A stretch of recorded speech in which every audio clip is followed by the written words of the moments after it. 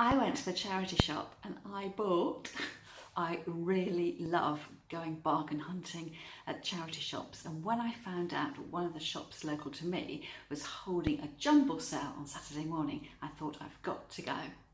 Hello there, I'm Julie from Julie Davis Flower Workshops and Flower Start, the online flower arranging classes. So this is my thrift haul. So I like looking for things that have got a flower arranging twist, or perhaps something I can use for crafting around my home. Watch on to the end of the video and I'll show you how I'm going to use all those pieces that are in my brown bags. So I set off one Saturday morning with my friend, and first of all we had to go cross country to get down to Dover, the home of the White Cliffs, and also Dover Castle, because the main road down to Dover at our end was closed for weekend works. So we set off cross country, following the sat-nav or cheating the sat-nav at every move, in order that we can get onto a junction a bit closer to home rather than taking a massive detour. So this particular charity shop is right on the seafront at Dover, and you have to drive through, well, when you leave you have to drive through a very narrow arch, which you might spot on the clip that I'm going to show you next. So we arrived at the charity shop at about 9 o'clock in the morning to discover that the jumble sale didn't actually open till 10 o'clock in the morning. So what we did first of all was went around the main charity shop itself, stopped off for a cup of tea, and then we had a look at the open air sales area. So if you look carefully at this clip, you'll see the White Cliffs and Dover Castle way off in the distance. So the deal on this particular day was you could fill a carrier bag up for £4, and this is what I bought. So I started off saying that I don't normally do my thrifting and charity shop searching for flower arranging buys, but sometimes I do straight into crafting, and I have bought myself this absolutely little beautiful knitted dress. So I'm guessing it's probably to fit a toddler aged 3 or 4. Now I'm long gone past those years, but I thought what I would do, I can't see us, oh, Marks and Spencer's aged 3 to 4. So I thought I would cut that up and either make myself a cushion cover for Christmas, and I'm also thinking of making a pair of mittens as something different to hang on my front door at Christmas time. So you'll have to watch on for a later video to see what I actually do with that in the end. Now I do keep a list on my phone of things I'm specifically looking for. I find it much more helpful than just shopping blind really. So normally I never ever go to the clothes sections because I don't need any more clothes, apart from when you can fill a bag for £4. So I have bought here a plaid shirt in autumn colours. In fact, I didn't even try it on, but it's made by Musto, and it's got royal appointment stamps on the label, and that's a large, so I'm hoping that's going to fit me. And what I thought I would do here was try my hand at doing a bleached effect on the background of the slogan. I thought I might put my Eat, Sleep, Flowers, Repeat logo on the back. I don't know whether you've seen that on my current line of aprons and tote bags. I've never done this before, but I've been inspired by a video that I watched that was made by Zeb and Jamie Ray from Jamie Ray Vintage. So I will make sure that I leave a link to that in the show notes underneath this video. I'm just laughing to myself now because I've just delved into my bag and bought out the next piece. I have bought myself a crocheted blanket, which is bang on trend if you're into cottage core. So it's that English country cottage look, and I can absolutely 100% guarantee that no one else in my family will like this. But I thought I'll give it a wash and I'll put it over the chair that I've got in my kitchen, and just be nice to snuggle up to now the autumn days are coming. I can imagine myself reading one of my scary novels and having a cup of tea and keeping warm under this blanket. And again, not flower arranging related, but I've been dying to use a bit of net curtain as a template for doing spray painting. Again, I must have seen this on YouTube. So the idea is you lay the fabric over your piece that you want to spray paint and you spray over the top. So basically it's going to absolutely ruin this tablecloth, but it should give me quite a nice finish on a flat piece of wood, you know, a coffee table or stool or something like that. So if I can find the video that shows you how to do that, I will link it down in the description below. Books next. So there were loads and loads of books, and I was specifically looking for hardback books that I could use as risers, so to set up my flower arrangements or candlesticks, any items of decor. They always look a little bit better if they've been lifted up off your flat surfaces. So if you want to know, this book is a German-French, Allemand, German-French dictionary. Lovely aged pages in the book. Oh, it looks like it might have come from Austria, 1943. And the other book is an edition of Charmed Lives by Stanley Rogers, and again it's got that lovely aged patina to it, but it will make a really great riser. And now perhaps the first vaguely flower arranging related item, a little cup or a pot. This is from Hornsey Pottery. Now what I love about going in vintage shops, antique shops, charity shops and jumble sales is it's almost like you're reliving your youth and things that look very familiar from your childhood. And this is a particular pattern that my mum and dad had in the kitchen. They had a pair of canisters marked with tea and sugar, so I'm buying that to remind me of happy childhood days. And I could always put a plant in it or use it for a small flower arrangement. And a little pink storage pot. That'll be great for leftovers and taking slices of fruit to work.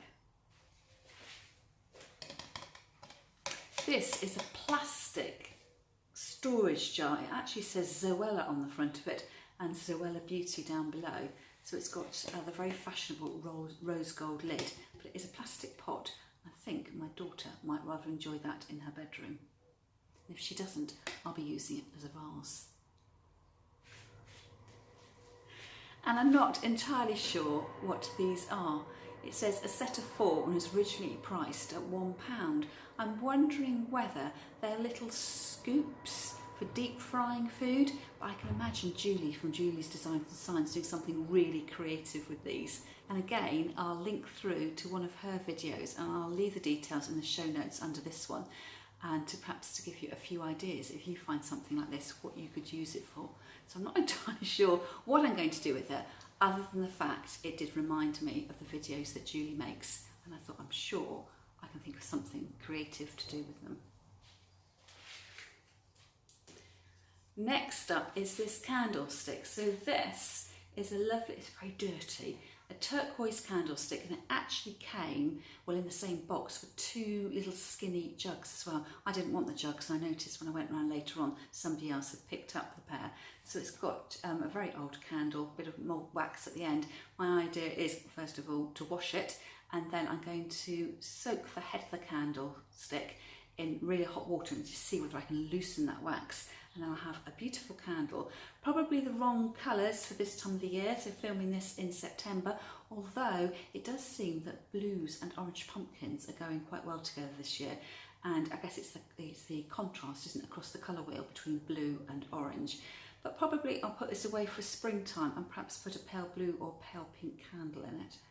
I then picked up these 2 bookmarks. Of course, my name doesn't begin with an E, but I do have somebody in mind I might gift these to. And if she doesn't like them, I can always pass them on to a charity shop.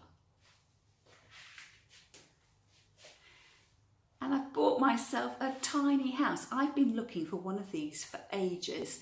My idea is I'm actually going to paint it white and introduce it into my Christmas decorations. It says on the back, Lions Tetley Limited, so it must have been a free gift with tea bags. And at the front it says Gaffer's Tea Shop. And this is the last thing I bought in the £4 sale. And originally attracted to it because it reminded me of those dishes that we used to have school dinner puddings in. They used to make, you know, batch bake chocolate pudding, and you serve it with chocolate custard, and I was very intrigued.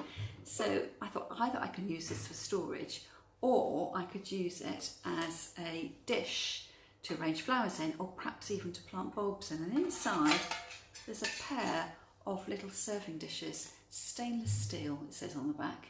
I'm not sure I'm going to keep these. I'm probably going to redonate these. I'm definitely going to keep the box, whether I use that for a flower arrangement or for storage. This is manufactured by Grundy, Teddington Limited, Middlesex.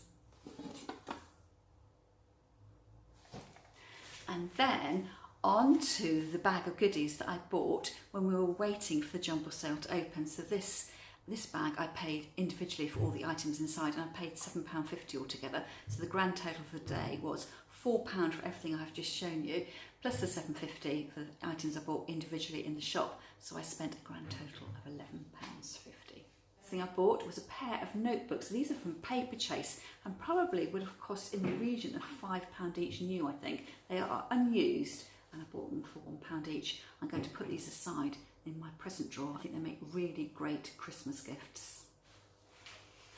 And then I bought some stays on ink. This is stone grey. They had absolutely loads and loads of ink pads. I also bought this stamping set as well, an alphabet letter set in a sort of farmhouse style script.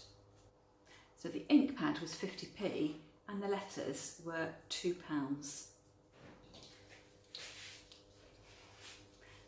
I love collecting pastry cutters in star shapes, and in fact I think I got the identical set to this, which I bought brand new from a local supermarket a couple of years ago.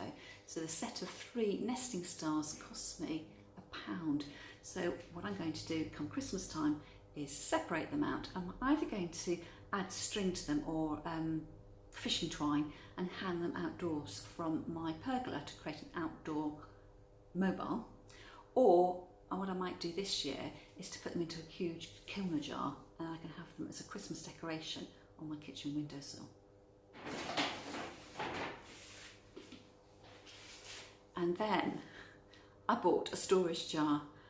I ummed and ahed about this because I thought I do not need a storage jar, but I thought perhaps I might need a vase. And what attracted me to it was the shape, first of all. It reminds me of the shape of my mum's storage jars when she got married in the 1950s. These are white glass with a very deep charcoal grey, almost black pattern on them that looks a little bit like toile. And if you've been watching my videos for a while, you know I've tried to recreate a sort of toile effect. And again, I'll leave a link to that video in the show notes. So there's a little country scene. There is a church with a bridge, a man with his dog, lots of trees, fences in the distance, a little monument up on the hill, and a craggy outcrop over here. So this was £1, and somebody has previously used it to store rice. It does need a really good clean. It's got quite gooey stuff on the side here. So I wasn't sure whether just to buy the one or to go for the pair. So I mulled it over and I thought, well, I can afford another £1. And here's a matching pair. This one has been used for tea bags, so I'm hoping that's going to soak off really easily. So what would you use these containers for? Would you use them for storage, or do you think I should use them as vases? Let me know in the comments. So the next thing I'm going to need to do is to get my washing up gloves on and give everything a really good clean, and then go around the house deciding how I'm going to incorporate my new finds into my decor. Of course, the exciting bit is always doing the shopping, but then the hard work comes when you do really need to wash everything, and I try and do this as soon as I buy my thrifted items. Otherwise I get them out of the cupboard and they're dirty, and it's such a pain having to do them later on. I've got some sticky labels and gunky bits to remove, so I'm going to use some lemon essential oil, but before I do that I'm going to see what I can scrape off using the back of a table knife first of all, and then I'll add a few drops of the essential oil to my tea towel and add that on.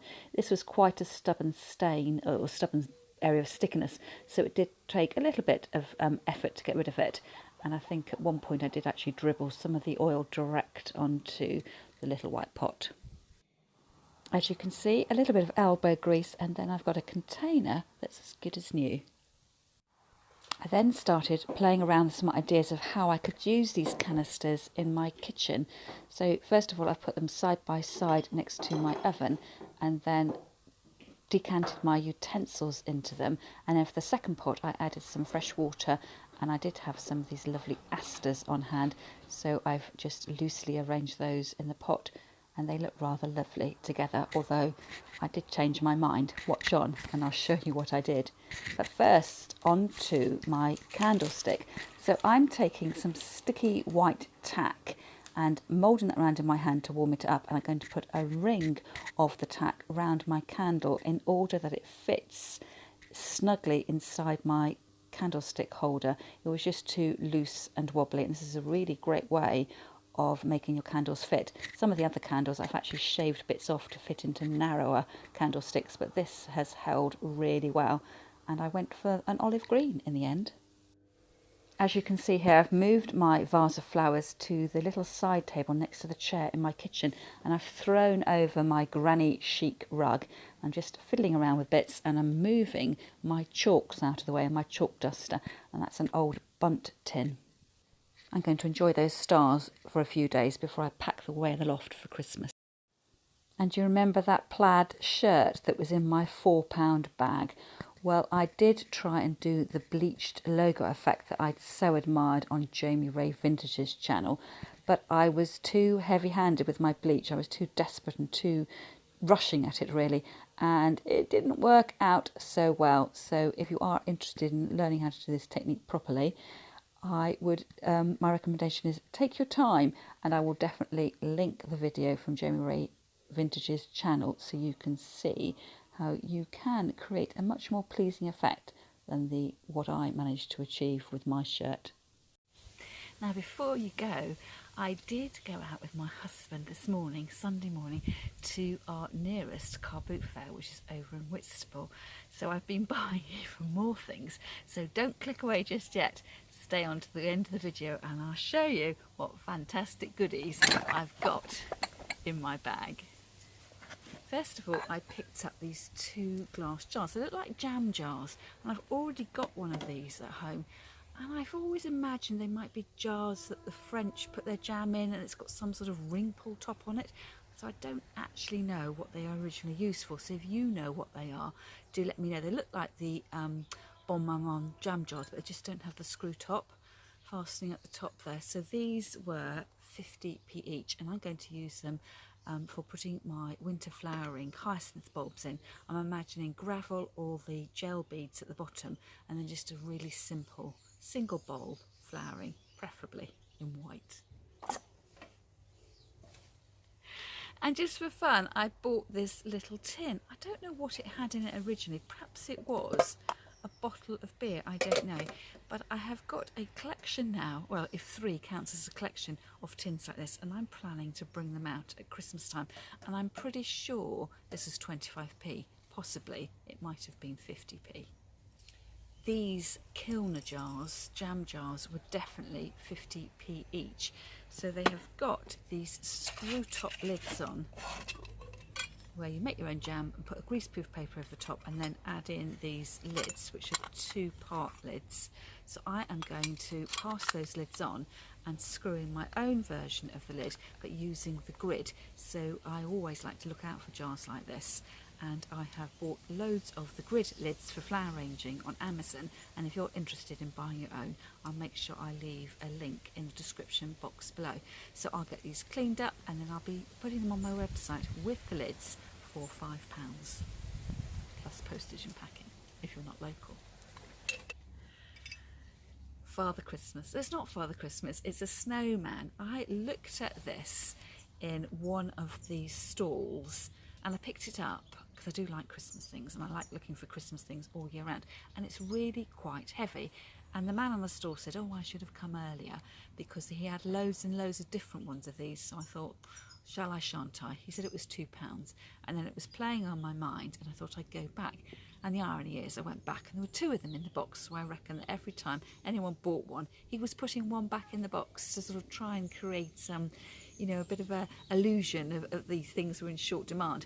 This isn't old, it's very heavy, and the other one that I left in the box had a sticker on it saying it was €6, and that cost me £2.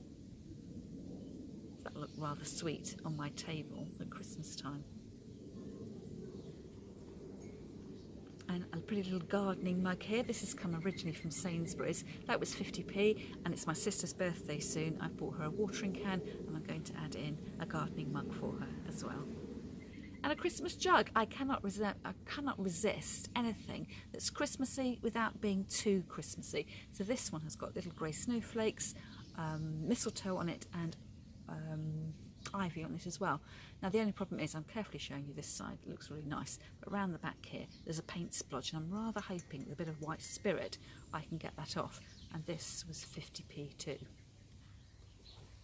Adding to my collection of blue transfer wear, I have been specifically avoiding the willow pattern because I'm not drawn to the Asian look. So I found this country scene. It looks actually like it might be Windsor Castle, but there's no marking on the back, and that was 50p, and that now means I can reduce the number of blue side plates I'm looking to down from 3 to 2.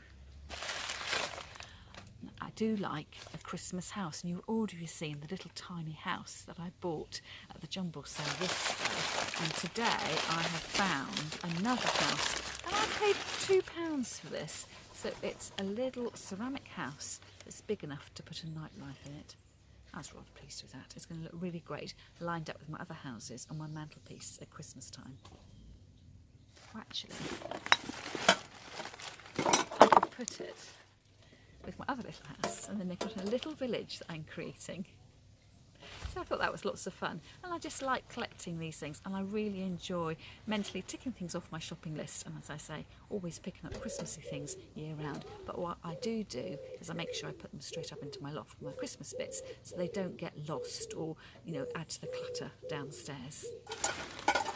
And then last but not least, I bought myself a champagne bucket. I'm not very good at bargaining when I go to car boot sales. So I was looking at this, and the gentleman on the store said it was £3, and I didn't want to pay £3, so I went to walk away. He said you can have it for £2.50, so we settled on £2.